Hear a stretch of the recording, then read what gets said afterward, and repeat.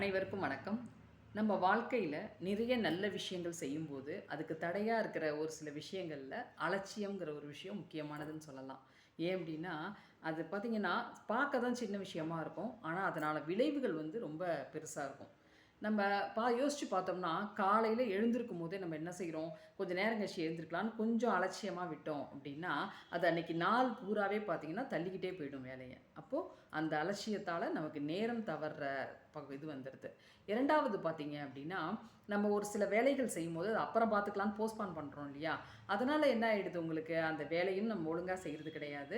அதனால நமக்கு வந்து நம்ம மேல உள்ள நம்பிக்கையே போயிடும். அப்போ அலட்சியத்தால அந்த ஒரு இழப்பும் ஆயிடுது. 3வது பார்த்தீங்கன்னா, உறவுகளானாலும் சரி, நட்பானாலும் சரி, சில விஷயங்கள சொல்ல வேண்டியத சொல்ற நேரத்தில சொல்லாம, அப்புறம் பேசிக்கலாம் அப்படின்னு அலட்சியமா இருந்துடுறது. அப்போ அந்த உறவுகளையும், நட்பையும் இழந்த அப்புறம் தான் நமக்கு தெரியும், அதோட மதிப்பு என்ன அப்படின்ட்டு. அத நம்ம அலட்சியத்தால தான் இழந்திருப்போம்.